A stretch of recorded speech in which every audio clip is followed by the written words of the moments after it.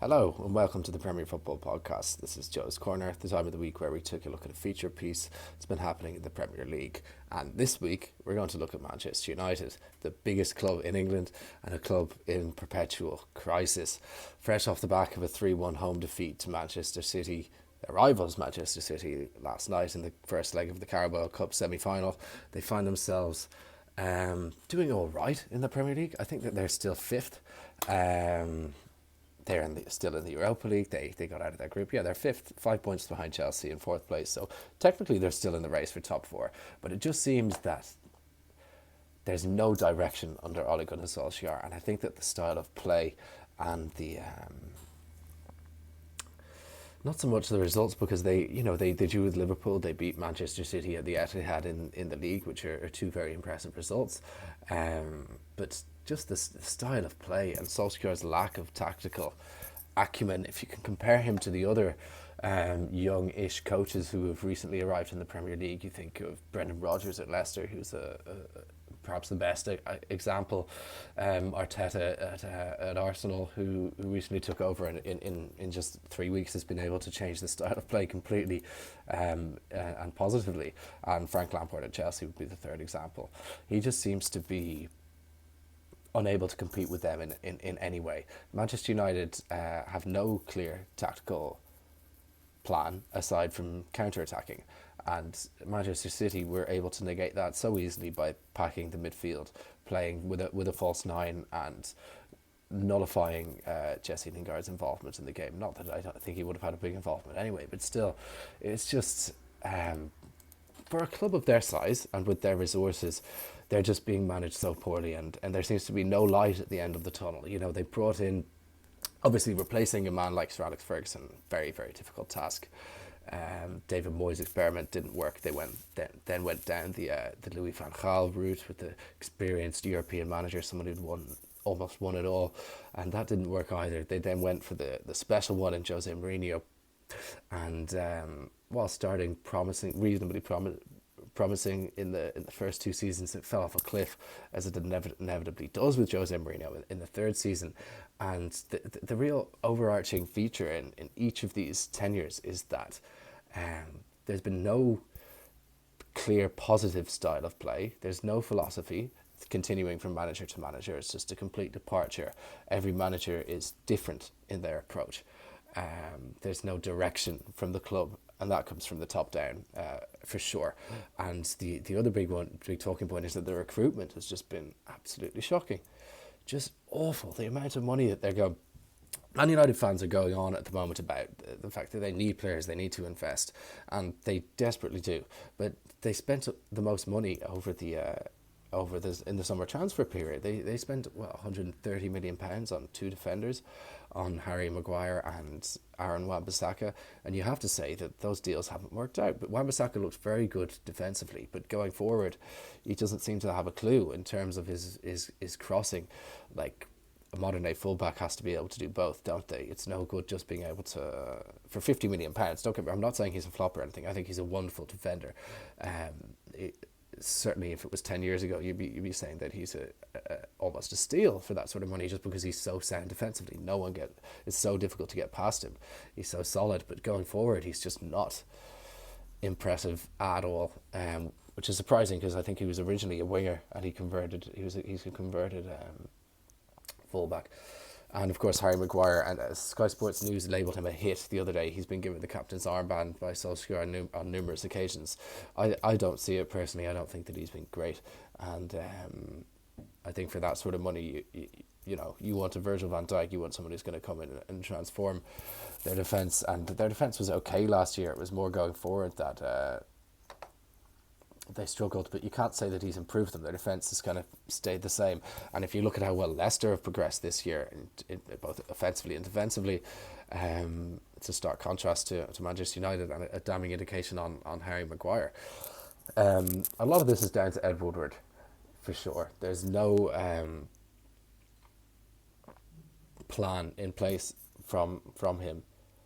Like, I suppose they're trying to bring in, they're trying to go down the young English route. They have a number of young English players at the club. You think of Marcus Rashford, British players, we could say maybe Scott McTominay, and then signing the likes of Maguire and Wan-Bissaka. And there's a lot of talk that they have a young squad, and they have a young-ish squad, but it's nothing. Daniel James, of course, as well, but it's nothing. It's not. They don't have the youngest squad in the league. I don't. And you have to question a lot of the decisions that have been made by Woodward in the last few years. Even as regards to letting Romelu Lukaku go.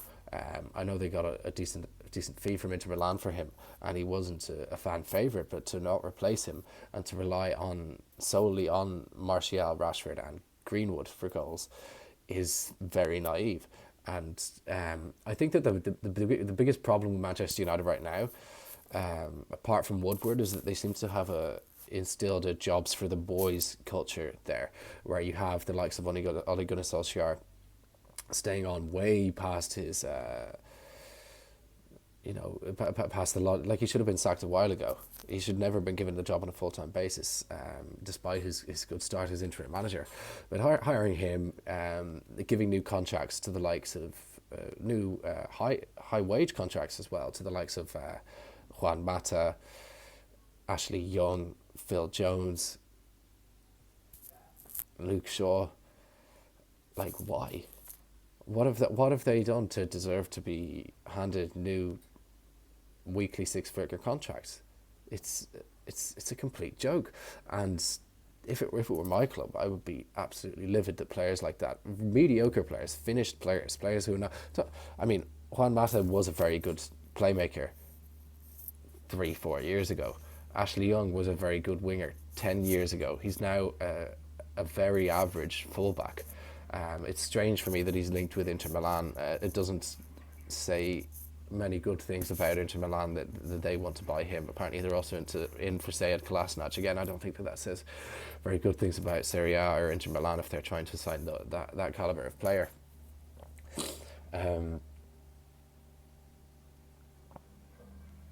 Who's the other one that I mentioned? Luke Shaw. Jesus Christ! Like, he was a decent prospect when he first signed for United. He can't keep his fitness levels up at all. He just looks overweight. Every season he comes back looking too heavy. He looks like a rugby player as opposed to a footballer, and he's not that great defensively or going forward, is he? And for £150,000 a week, that money could be spent much better.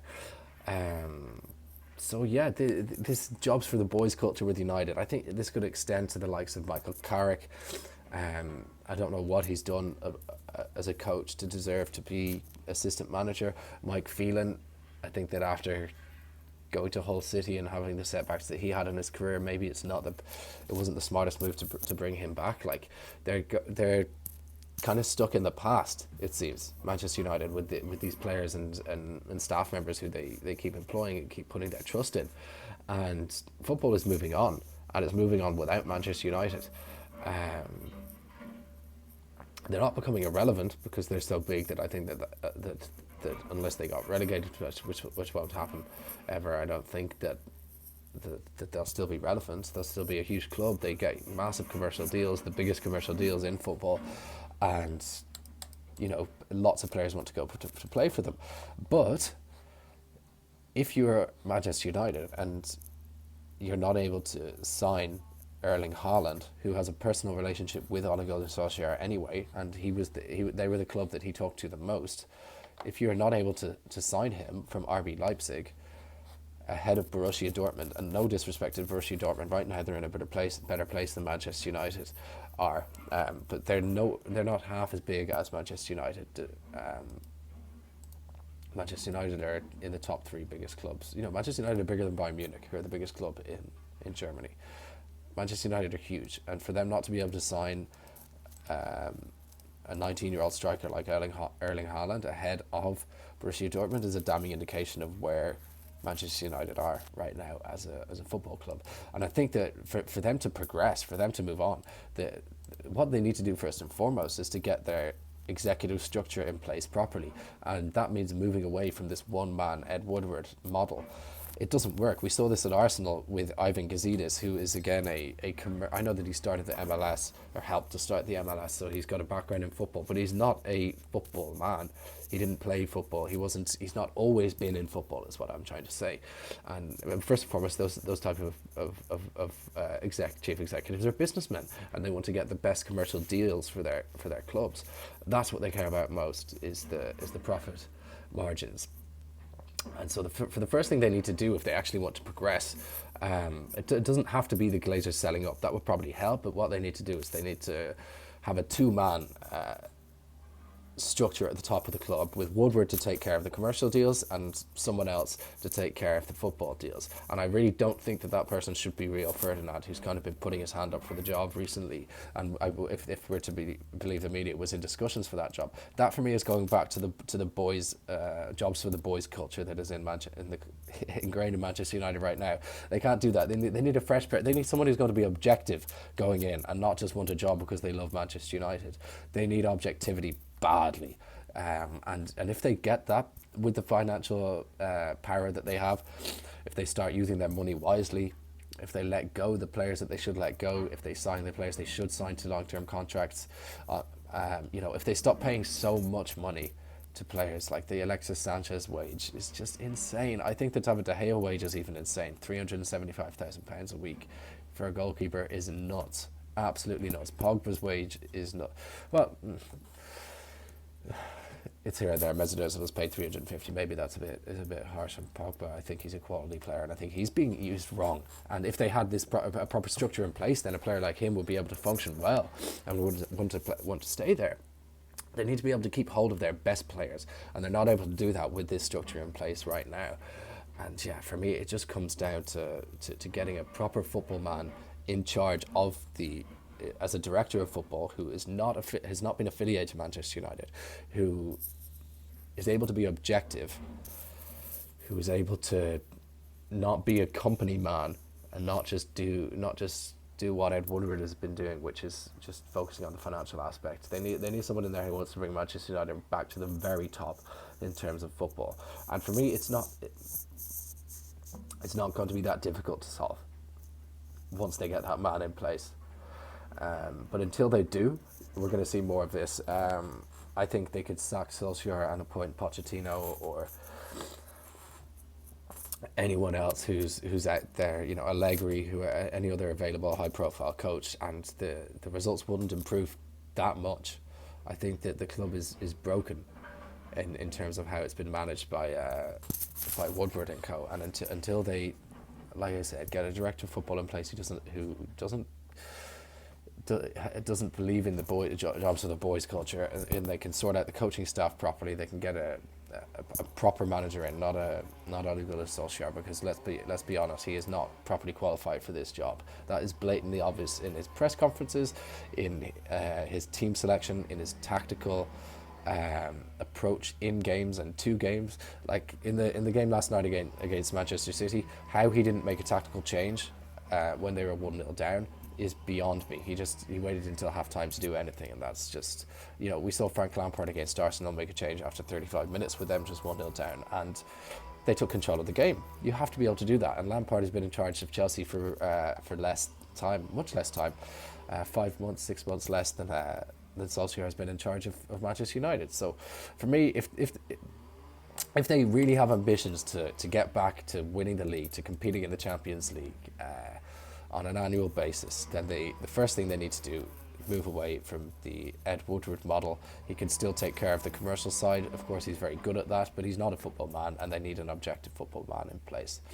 Thanks for watching, guys. I've been Joe, plugging away on a Wednesday afternoon with a bit of a cold, but don't forget to like the content, share it around, and subscribe to the channel. We'll be back next Monday with the podcast to review all of this weekend's games. Thanks very much, guys.